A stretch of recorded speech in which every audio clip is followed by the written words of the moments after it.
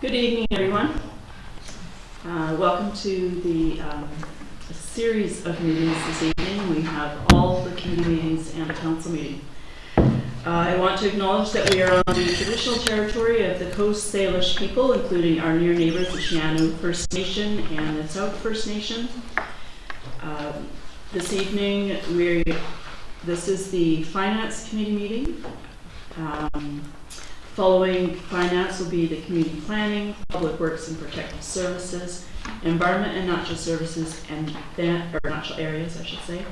And then the Council meeting. At each meeting, there will be a point where you can speak at public participation. So if there's something specific to any of those portfolios, please wait to speak to that. And it will be a full evening, so we will be specific to speaking, allowing for 4-minute talking at the microphone for public participation as we move through a pretty heavy agenda. So thank you for coming out tonight. Council, I'd like to make a change to the agenda. I'd like to remove one item under business arising, 6A, the Agricultural Advisory Select Committee recommendation. We'll remove that for a future meeting, please. Are there any other additions or changes you would like? If not, can I have a move and second? Moved by Mayor Little, second by Councillor Gray. All in favor? Carrie, thank you. So now we have a presentation this evening by Judith Cullington, President of Building 4 Hearts, West Shore Arts and Cultural Centre, be giving us a PowerPoint presentation. Welcome. Thank you very much. Thank you, Madam Chair. Thank you, Council. It's wonderful to be here. My name is Judith Cullington. I am the President of the Wonderfuka Performing Arts Centre Society, and with me is board member Dorothy York. Let me start by saying thank you to Metchosin for your very generous contribution of $300 grant and aid towards our accessibility study. That was very much appreciated. Also, it was lovely to see many of you at the Party for the Arts that we held back in April. So I know you have a super busy agenda tonight. What I want to do is provide a very quick update on where we're at, and then end with a specific ask. So we're a registered society. Our vision is very simple. We want to see the creation of a community-oriented arts and culture centre for the West Shore. So we want you to imagine a place that's humming with activity, a place for people to take drama classes or learn to play an instrument or do fine arts or pottery. There are ever-changing displays in the gallery from local artists. People come and hang out at the cafe. It's a place where the community comes together to meet, to share ideas, to co-create. It is, as we like to say, the heart of the community.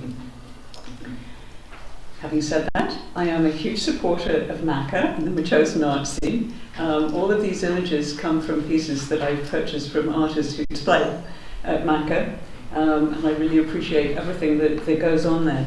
So I really want to emphasize that what we're working to build is very complementary to what you have here already. I've spoken with a number of your artists, and they all say, yes, but we'd love, more space to display. We don't have the kind of space to put on performances. We don't have a full-on pottery shop. So, yes, everything to Metchosin, and so absolutely not trying to replace. In terms of the spaces that we envisage being built, this was prepared for us by our consultants last year.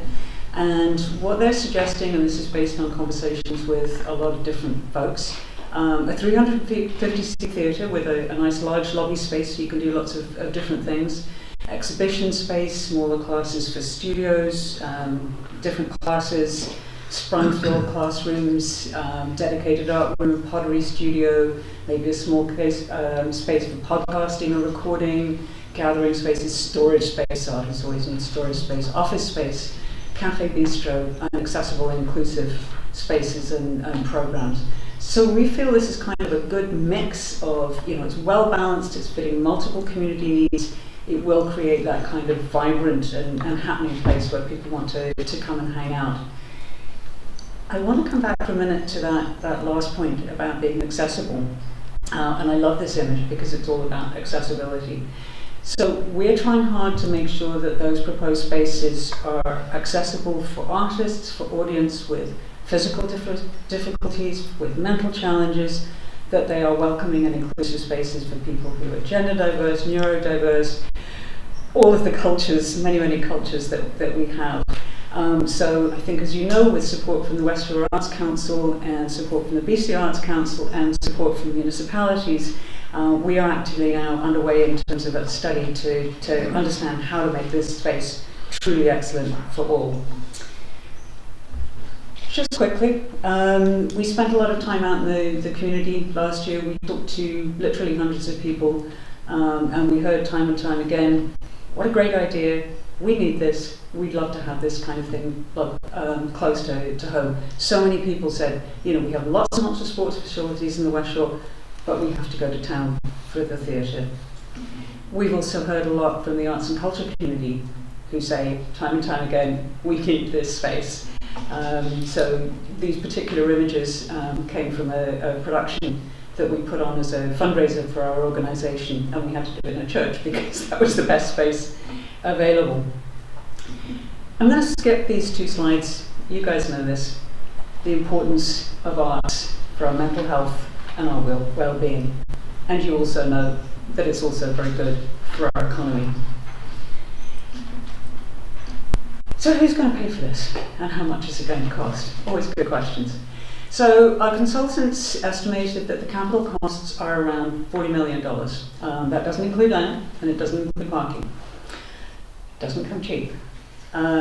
We do not see municipalities contributing to the capital costs. We see that as coming from the federal and provincial governments and from private donations. We are well aware of the capital constraints that municipalities are under. You have a lot on your plate, we know that. Having said that, the operating costs, obviously the place will be designed to be self-funding as much as possible, but we know that, like every other facility of its kind, there will be an operating shortfall, and our estimate is that if all of the West Shore municipalities were to participate, it would work out to about $7 a head, which feels like a very reasonable deal for what we're going to get. So just quickly to wrap up this section, we have an identified need. We have identified the spaces that we think belong. We're still working on location. How do we get there? So where we're focusing our efforts this year, building partners. So we don't want to build a standalone arts and culture centre. Land is too valuable. There are too many other community needs. So one of the things that we're doing is kind of actively reaching out, finding out who else has community needs and wants to share in a space, so that we kind of work together on something collaborative. We're also working on fundraising. We'd love to get ourselves in a position to hire a part-time coordinator. And the other piece is that we are working on the development of an intermunicipal committee, because clearly this is something that needs support from all of the West Shore municipalities. So we are putting together an ad hoc intermunicipal committee. We are asking each of the 5 West Shore councils to designate their representative.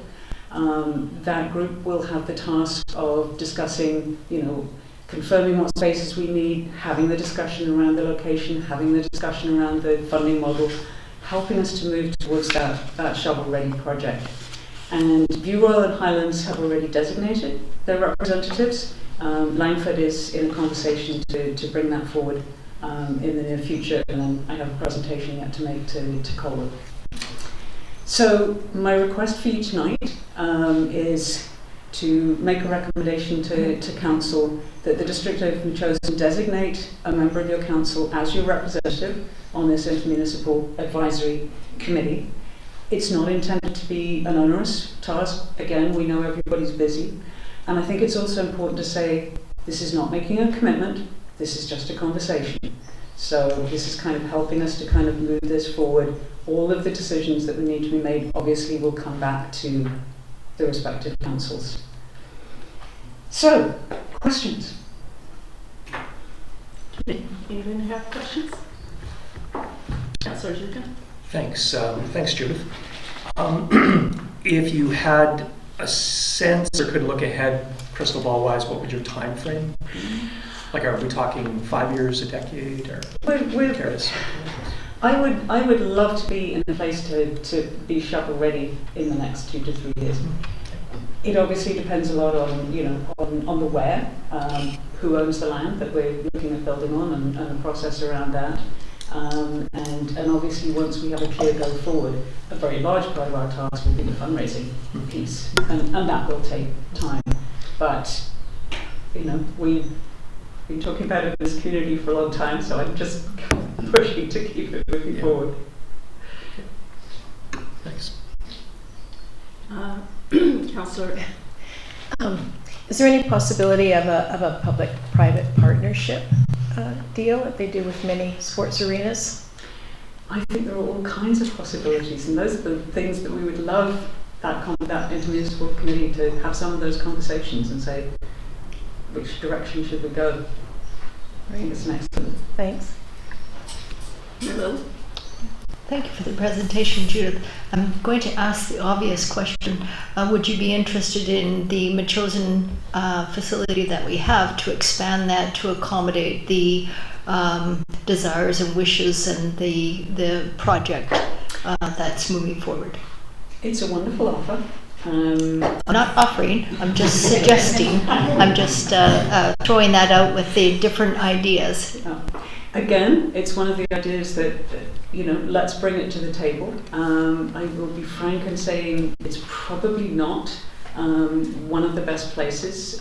We have looked for a number, or there were previous studies that looked at kind of putting something like this in Royal Bay, and we said, no, it's, you know, it doesn't have the bus access, it doesn't have the ready vehicle access, it doesn't have the significant parking spaces that we need. So I'm thinking that if Royal Bay doesn't fit the bill, Metchosin probably doesn't either, but all ideas are on the table. So my second question would be then, where have you got a site in mind, and where would that be? Where we've talked about is being on the Blink route, the rapid bus route, which makes a lot of sense. We have looked in recent years at the kind of either on the land of or in the vicinity of West Shore Parks and Recreation. That offers a number of benefits. It's got the vehicle access, the bike access, the bus access. It also has the opportunity to kind of work collaboratively with West Shore Parks and Recreation. We've had conversations with them. They're interested in, you know, participating, sharing in some way. Again, not defined at this point in time. But that's, you know, and it's also close to things like the Senior Centre, the Pacific Centre Family Services Association. So it's a good kind of central area, the casino. You know, if you will, are kind of looking at entertainment districts. So, you know, is that an area? But again, that's a conversation that I want to see, a very fulsome conversation at the intermunicipal committee. See what ideas come to the table. There's probably something we haven't thought about. Mm-hmm. Any other questions, Council? Seeing none, thank you very much for your presentation. Thank you. Pleasure to be here. Thank you.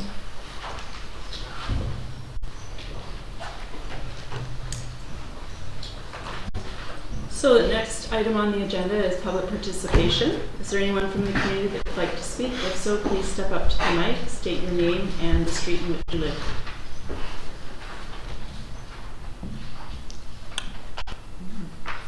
Okay, so we'll move on to the next agenda. Keep this machine moving. Thank you very much for your time. Thank you very much. Thank you. Good evening. So adoption of the minutes, page 9, the Finance Committee meeting of June 5th, 2023. So moved. Moved by Councillor Shukin, seconded by Councillor F. Any discussion? All in favor? Carried. Thank you. And on page 13, receipt of minutes for the Agriculture Advisory Select Committee meeting of June 7th, 2023. Move receipt. Moved by Mayor Little, seconded by Councillor Gray. Any discussion? Yes, Mayor Little. I was really happy to see that there is plans for a Metchosin forum for 2023. I think that's wonderful. That was a very successful event last, what was it, April 29th, 2022. So that's great. Thanks for moving that forward. Yeah. Brainstorming some ideas, but one of them is perhaps the young agrarians doing a presentation of some sort. So there'll be more information coming out on that. So that'll be fun. Councillor Johnson? Yes. How many meetings have you had so far? This seems like you've got a few under your belt now. Yeah, I think we've had 3, maybe 4. Okay. They generally have 3 a year, so we're on a roll. And I think a lot of that stems from the energy that came out of having the Ag Forum a year ago, April, was a real recharge for the committee. So yeah, things are moving along quite well. They did get together and formulate some work to put into an RFP for an ag plan. So that is that's with staff now, I believe. Okay. Call the question. Okay, so call the question. Thank you. And no further discussion, just call the question. Okay, all in favor? Thank you very much. Carried. It's what happens when you don't have a couple meetings in a few weeks. Okay, so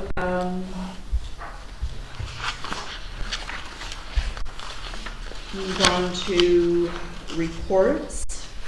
On page 23, there is a staff report, financial report for the first half of 2023. And could I call Ms. Tarnowski to the podium to speak to this, please?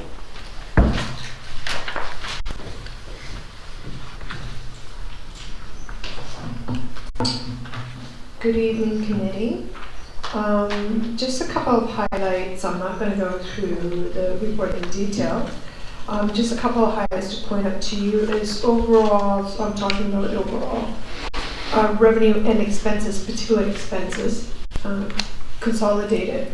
We're looking like we're on track for to be within budget, but obviously we'll keep an eye on things as the year progresses.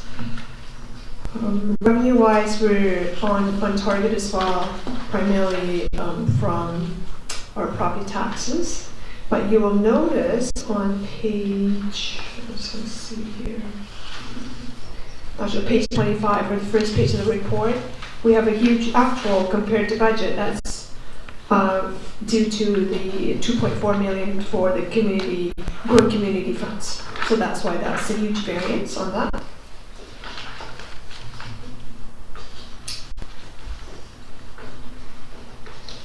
Other than that, like I said before, things are looking at, they're tracking really well.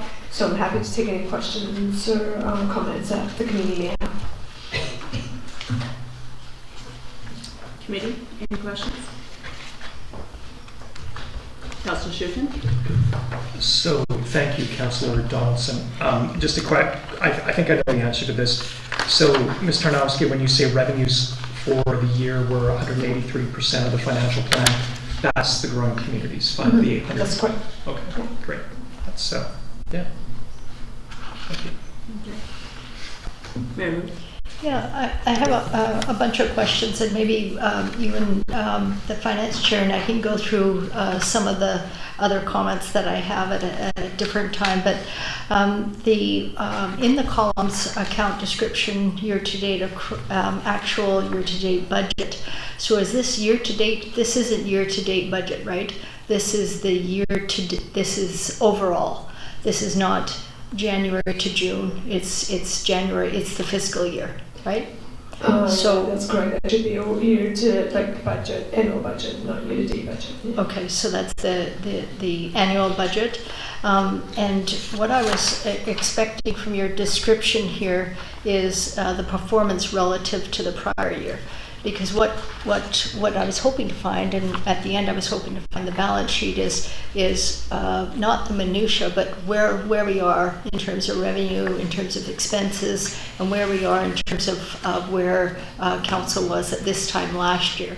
Right. So so you're correct. There's actually no comparative for last year, but we don't show the balance sheet on our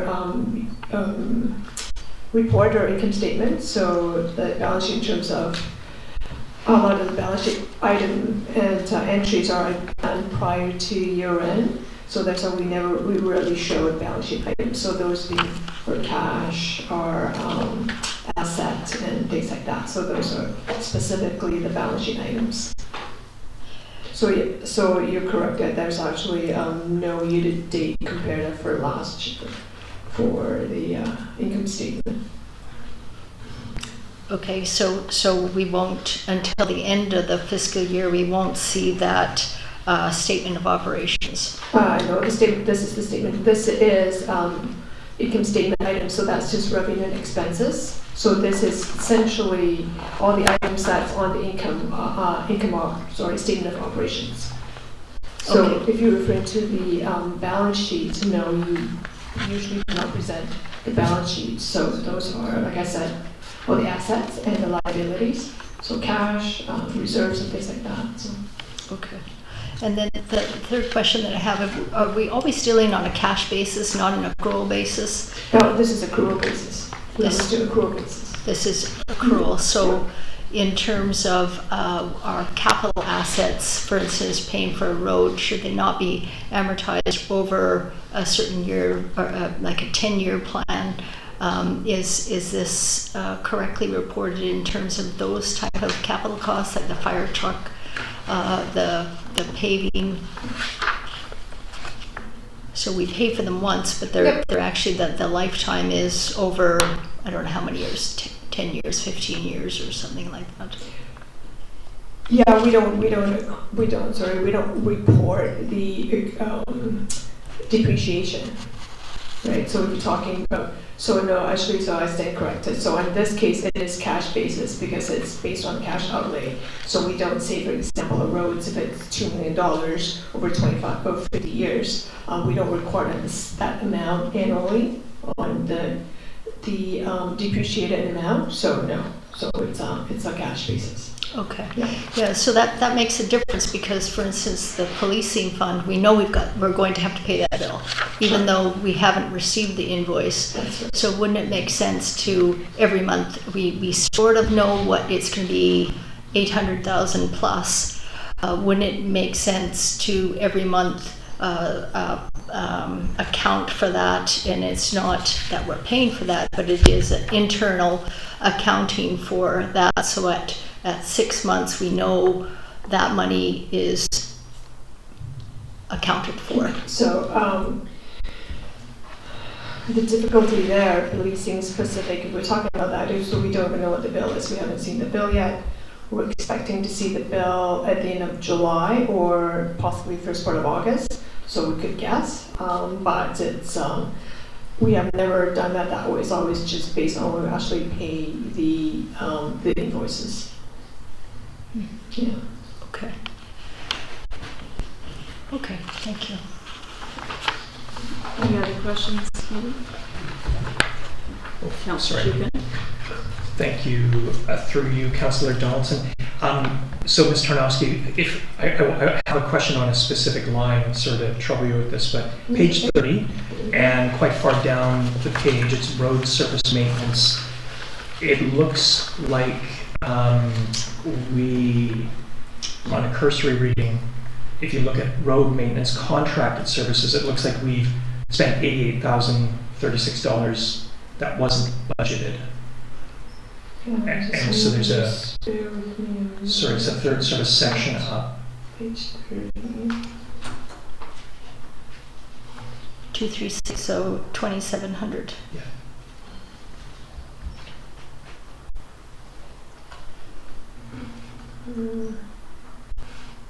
A third of the way up, which so which section? Third of the was way it? down, third of the way down. Oh, It's the Did bottom. I say up? Yeah.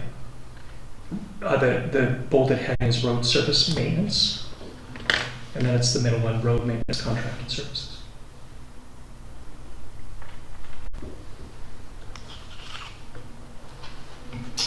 I'll have to look into that. That could just be a coding error. Could be a one-time expense. I'm not sure, but I'll look into that. Okay, thank you. So I have a similar question to that, and what I discovered, I believe, is anything that's contracted, they all seem to have a zero under the budget column. Every one of them so I'm not sure why that is, but there is the year-to-date variance and then the year-to-date actuals. So I think that's whatever the author was doing, that's what they were. It's consistent through the whole document. So it's a budget like the whole amount. So we do have the total is according to budget, but not broken down by line items. So if you look at, for example, like road cleaning, it's 50,000 for the whole section, but it's not broken down into the different various items, like contractor services, vehicle costs, and miscellaneous supplies. So the whole service area is budgeted for in total, as a total.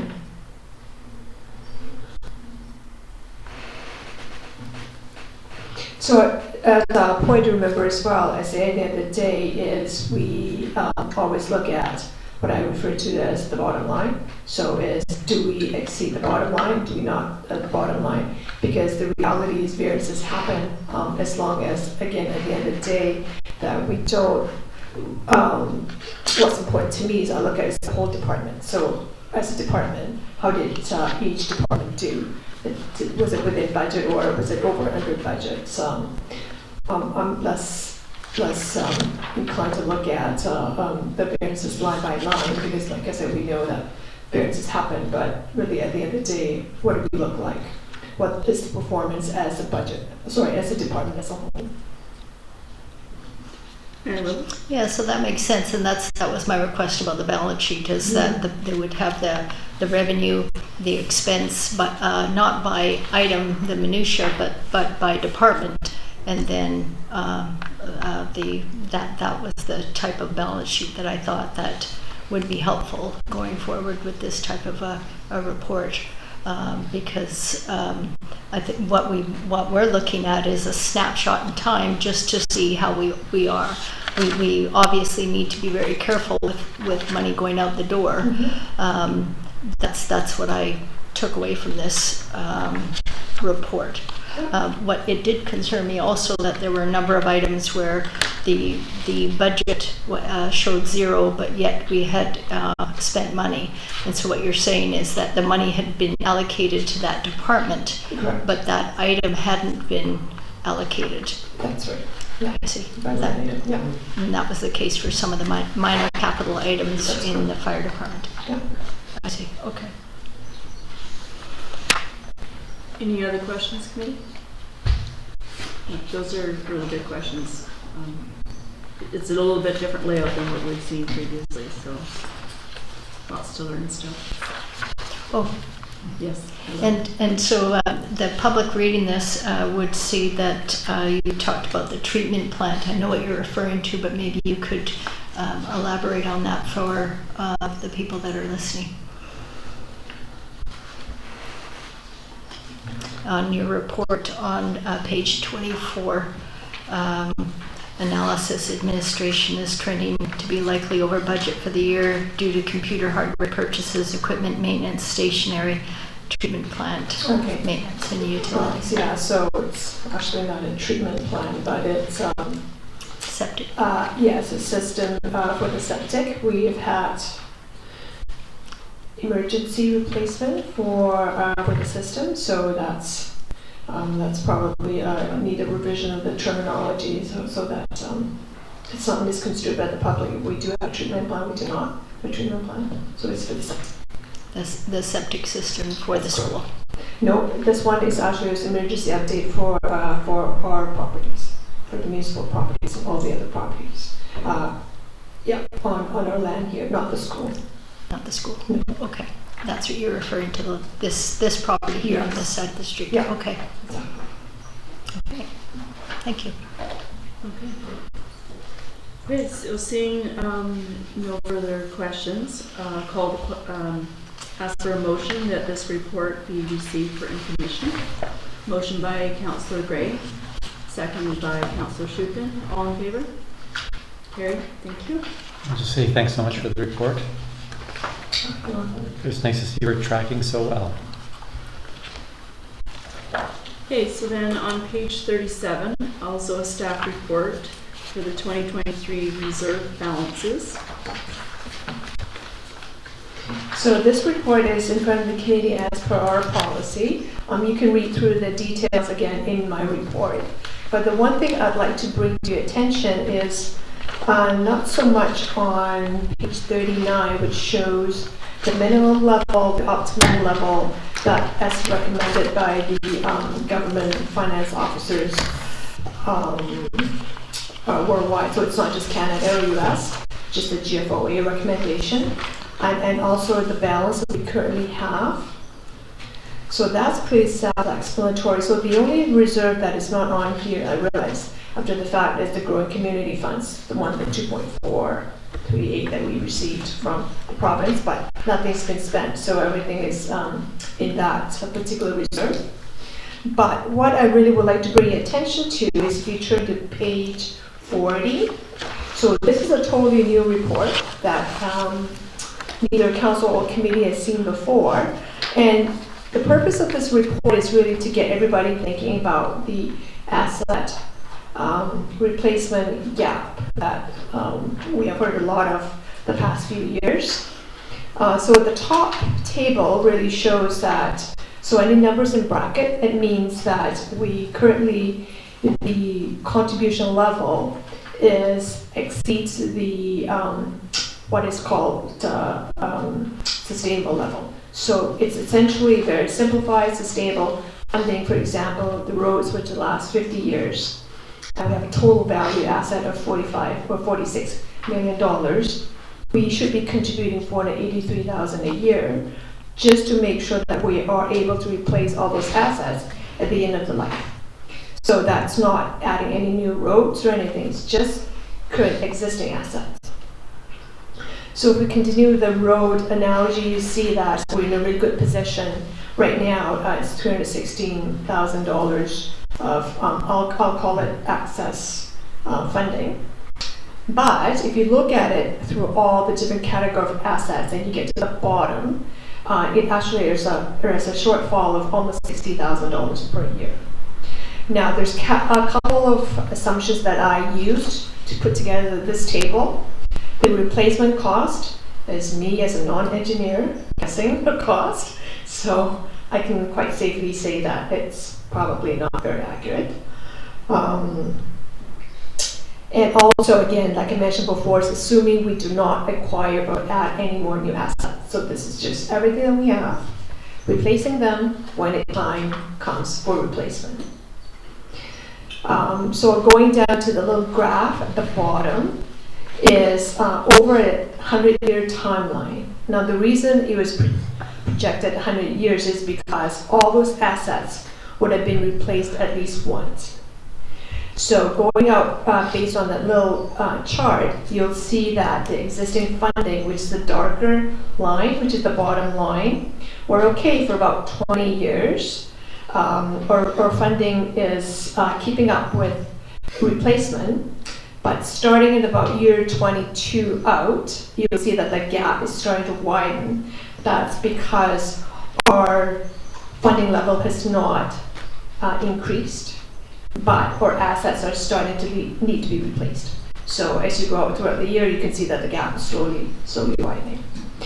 The good news is that Metchosin is a really good position that we are not, even though there's a gap, the gap is a lot smaller than what many other municipalities are projected to be seeing, but nevertheless, there is still projected a gap. So, yeah, that's it. Committee, do you have any questions for Ms. Tarneski? Just a quick observation. This is interesting to see, and yeah, thanks for putting it together. Yes. Councillor Gray?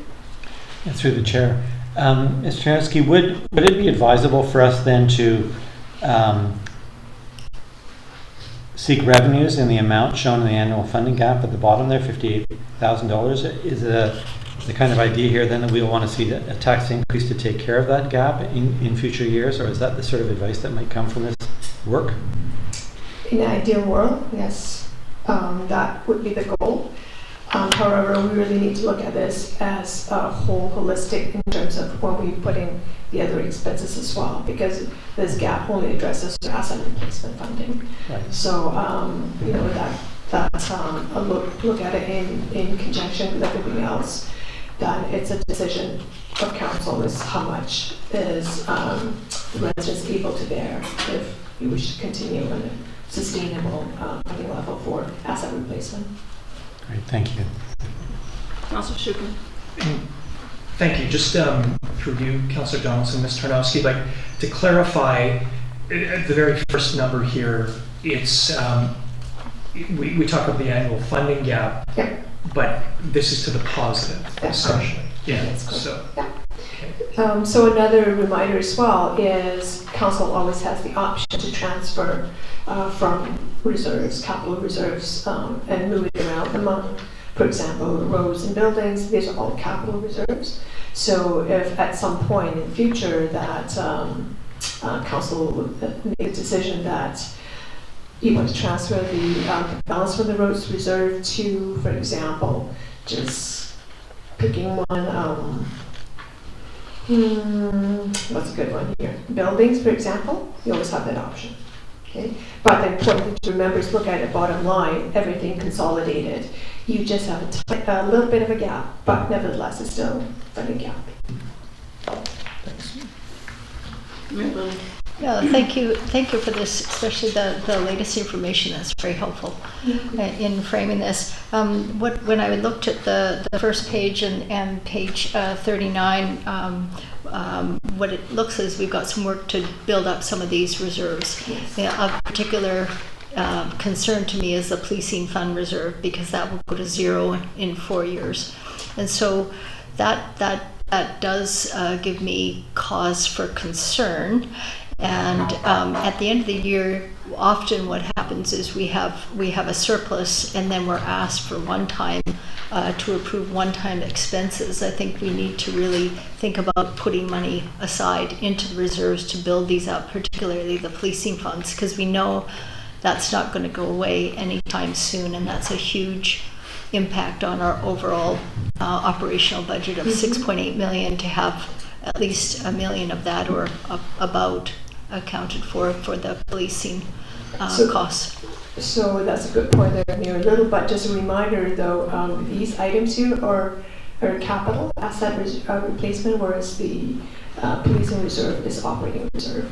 So that's, there are ways that we could smooth out the hit all at once.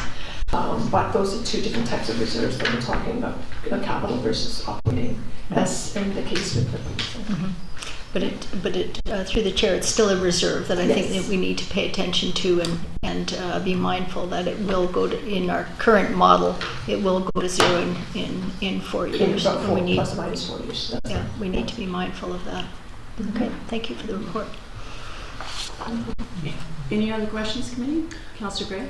Well, just to the mayor, isn't the idea with this reserve, or Mr. Janowski, that we're going to spend it down, and then we will have absorbed the entire police budget in our taxes at a certain point? We won't have a police reserve at a certain point.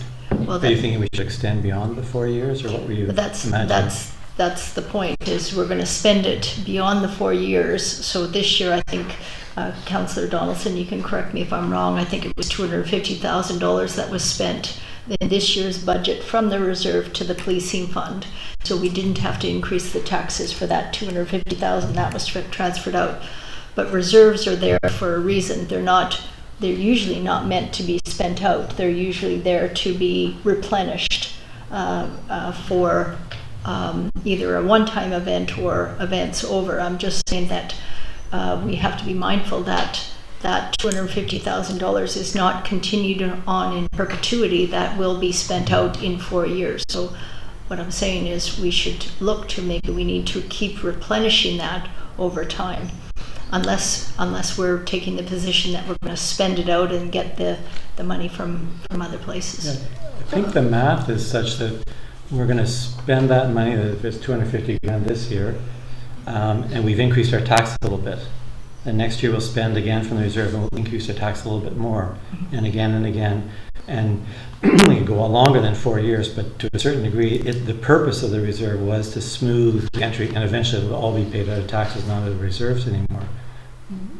So I think it's 4 years, it's a good number, but if it has to go longer, it would only be to smooth, but eventually it will go away.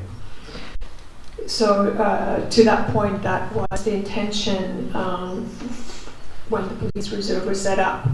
I'm not sure, over 10 years ago now, I was anticipating that at some point Metchosin would have to pay for 70% of the policing cost. So the reserve was just to smooth out the expenses, but we're not going from 30% to 70% in 1 year, which would have been the case had there not been a reserve to cushion that increase starting this year, or sorry, starting last year, because we crossed the threshold at 2022. So there definitely is an option that one of the strategies that few municipalities use is for what I call a stabilization reserve. So we do that for taxes. You can also choose to do that for policing as well. So you could replenish a little bit, but you could never replenish it all that. You have to tax the policing, right? But you definitely could have a strategy to cushion the increase a little bit, and by just transferring funds, therefore taxing a little more, and just put it into the reserve and cushioning it for the future years. Councillor Gray? I wonder if you need a motion about the second item, the recommendations. How about this transferring a safe restart COVID grant? Yes, Would you please. like me to make that motion? Then I move that the December 31st, 2023 balance in the safe restart COVID-19 grant reserve be transferred to the general capital reserve. And would we advise council to do that, or can we do it? It'll have to be a recommendation from the committee to council. So I recommend that council do as described. Okay. So motion by Councillor Gray. Do I have a seconder for this? Second. Second by Councillor Shukin. Any other questions? Mayor Lily? Yeah, so I was just wondering on that point, what do you mean by that the COVID-19 grant reserve has served its purpose? Yeah, it has. So the length of the COVID grant was just for that. So it's, as the name implies, to cushion us over for all the effects from COVID. So at the end of the year, that's the end of the grant. So that motion there is for direction for staff to say whatever is left in the balance of the COVID will be transferred to the general capital reserve. And then we'll spend as council sees fit from the general capital reserve. So starting 2024, the COVID reserve will no longer exist.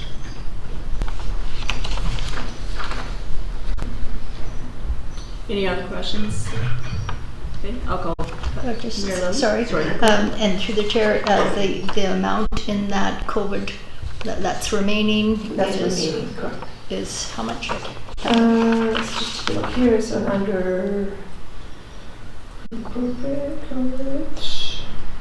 Is that 803? Oh no, that was 20, 603. 603, 603,000. Yeah. So then depending on, so that's keep in mind as well, that's a rough guideline, because we do, council always also have the option of taking a look at your end, whether or not you may wish to adjust that transfer amount. But assuming everything goes as planned, and it's up at $603,000, then that'll get transferred to general capital, which is the first line. Right now it's sitting at 433,000 balance. So if we do transfer at 600,000, we'll be close to almost $1 million for the general capital. Thank you. Any other questions? Councillor Shukin? So I did support this motion. What is interesting is if we move this amount, we do cross the threshold of having the funding to a minimal level in terms of the general capital reserve from half of that minimum level.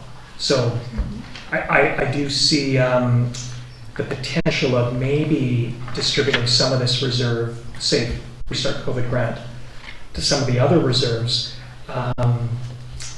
My only concern with that is I'm good with moving it to the general capital reserve. Yeah. May I just add one point? Just Councillor Shukin, to your point, it's always, again, Council will have the option of saying you wish to move whatever amount from the general reserve to another capital reserve. Mm-hmm. So this is really to consolidate, saying here we moved the balance of the COVID reserve to one reserve, which is, in this case, is the general capital reserve. Mm-hmm. So there's flexibility. Yes. Okay. Any other questions? Seeing none, I'll call the question. All in favor? Carried, thank you. And the other recommendation that the committee receive the report for information? Yes, we need to do that? Or we just don't? Okay, motion by Mayor Little, second Councillor F. Questions? All in favor? Carried, thank you very much. So, page 41, staff report on the statement of financial information.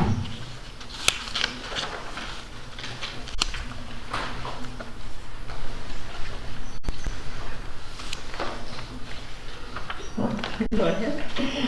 So this report is for the committee's information only. As a requirement, municipalities have to prepare a statement of financial information, or commonly known as SOFI, submitted to the province by June 30th annually. And it shows all the items that's included in the SOFI report is detailed in the report. Those are the ones that are under the bullet. Some financial statement, which is the audited financial statements. If the district gives any guarantees or indemnities, that is included as well and detailed. And of course, the schedule of remuneration expenses for both council and staff, making over $75,000. So the list is getting very long because the province has not updated that level in many years. So that's why if you're wondering why the list is getting longer, because the level has remained at $75,000 for a long time. Scheduled payments to suppliers for goods and services. So it's also aggregated by the amount that's paid to suppliers. And in this case, there's in Metchosin's case, we have also a separate schedule for the wildfire deployment for our members, and any grants that we give out, and any financial information improvement as well. So this report is intended for the committee for information only. There's no action that's required. Any questions, committee? Seeing none, may I have a motion that council receive the 2022 Statement of Financial Information? So moved. Moved by Councillor Gray, seconded by Councillor F. All in favor? Carried, thank you. Thank you, Ms. Tarnowski. Okay, so now the next thing on the agenda is page 79, Councillor's update.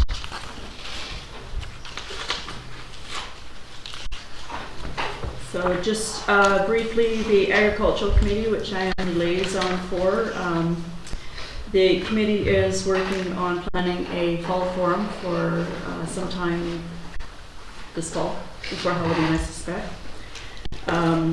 So there's more to come on that. They're working on information for agricultural plan that is going to be at some point posted for a consultant to be hired. There's quite a bit of criteria involved with this. For those of you who have been exploring this great community of ours, every week the farmers market is a buzz of activity. So please, if you haven't already, check it out. There's all sorts of great things happening there: music, foods, various artisans, and it kind of changes through. It's a really interesting group of people and a great place to meet friends and go on your way and have a picnic even on the property. There was what we call a PAC tour, so it's the Peninsula Agricultural Association Commission, is that what it's see? Yeah, tour not too long ago, featuring 3 Metchosin farms. I had the privilege of participating in this last year out on the peninsula, which is great. It's always wonderful to see what different people, different farms have to offer the region. This time around, it was a rainy day. It's hard to believe now. It wasn't that long ago, but we visited Bilson Farm, which is based in ecotourism, so they're doing something a little bit different than others. Seedbluff Farm, which is a year-round production of produce, and Still Meadow Farm, which is they have lambs, but we were actually there the day to tour the piggery, which was quite exciting. Lots of little baby piglets running around and some very tired mamas and stuff. So at any given time, there's about 300 pigs coming and going.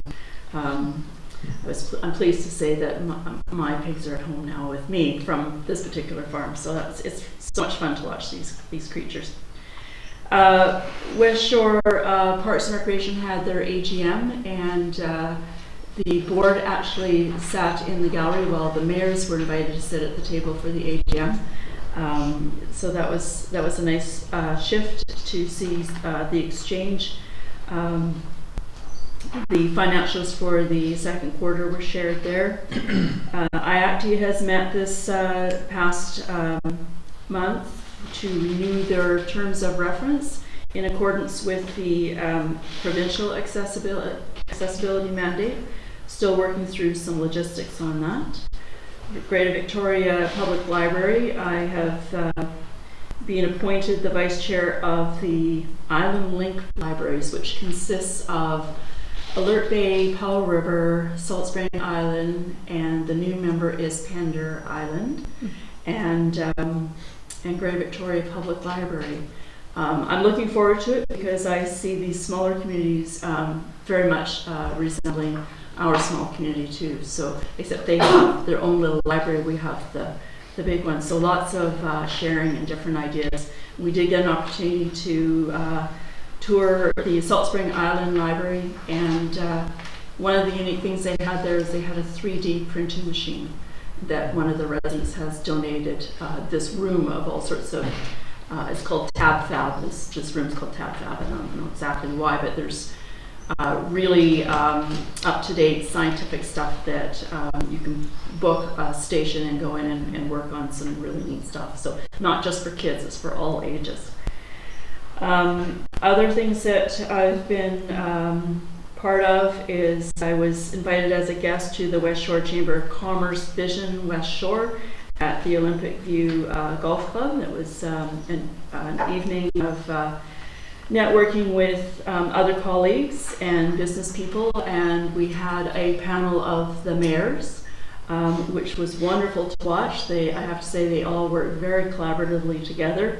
Each had something to forecast of what's going on in their community and visions for the future, as well as a very good dose of humor, giving each other a little bit of a jab here and there, which was lots of fun to watch.